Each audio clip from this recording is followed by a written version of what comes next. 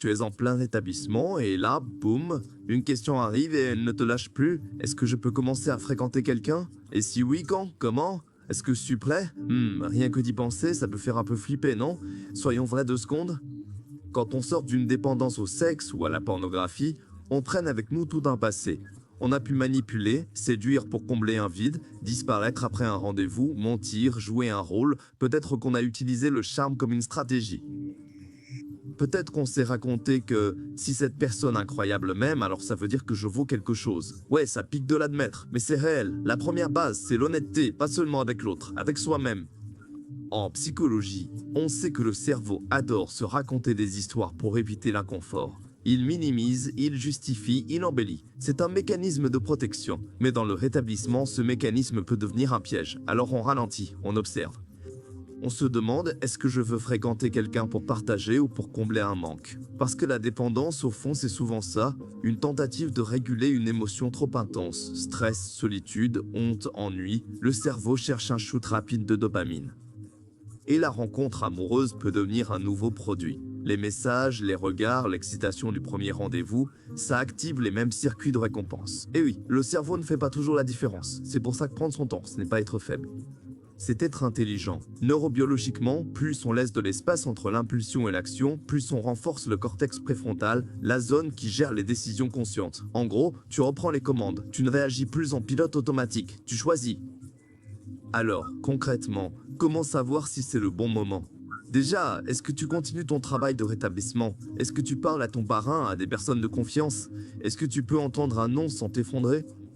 Est-ce que tu peux aller à un rendez-vous sans te vendre, sans exagérer, sans jouer au mec ou à la meuf parfait, juste toi, authentique? Parce qu'en rétablissement, on ne cherche plus à impressionner, on cherche à être aligné. On entre dans un rendez-vous la tête haute, pas avec arrogance, mais sans honte. On regarde l'autre dans les yeux, on parle vrai. On n'est plus obsédé par est-ce qu'il ou elle va m'aimer, mais plutôt est-ce que cette relation est saine pour moi? Et oui, il y aura des moments délicats. Par exemple, quand parler de son rétablissement, trop tôt, ça peut faire peur. Trop tard, ça peut donner l'impression d'un secret. Il n'y a pas de timing magique, mais il y a une intention, ne pas manipuler l'image que l'autre a de toi. Être transparent au bon moment, avec respect, pas pour choquer, pas pour se justifier, juste pour être cohérent. Et si pendant un rendez-vous tu sens la pression monter, que l'ancienne envie revient, stop, pause, respire. Le cerveau émotionnel s'emballe vite, mais il se calme aussi si on lui laisse 90 secondes sans nourrir l'impulsion. Oui, 90 secondes peuvent suffire pour que la vague passe. Tu peux t'isoler un instant, envoyer un message à quelqu'un de ton groupe, demander intérieurement « Quelle est l'action juste là maintenant ?» Petit à petit, quelque chose d'incroyable se produit, le sexe cesse d'être une compulsion, il devient un choix. Tu arrives à un point où tu peux dire oui ou non sans te sentir prisonnier, ça c'est la liberté, pas l'abstinence forcée, pas la frustration, la liberté intérieure, Subhanallah, c'est puissant. Et à un moment tu réalises un truc fou, tu peux apprécier un rendez-vous sans arrière-pensée.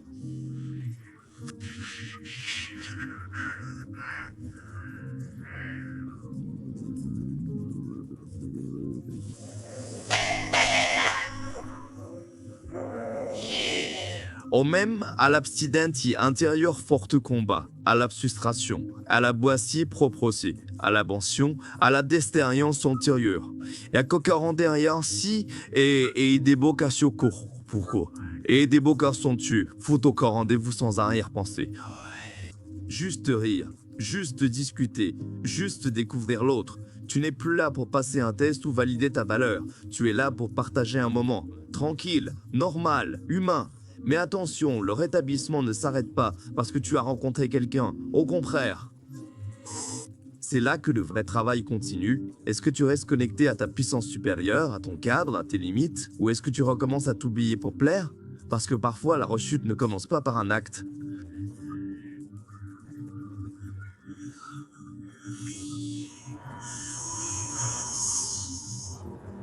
Elle commence par une petite pensée, c'est bon maintenant je gère. Méfiance. Et si le vrai défi n'était pas de savoir quand commencer à fréquenter quelqu'un, mais comment rester fidèle à toi-même quand l'émotion devient intense?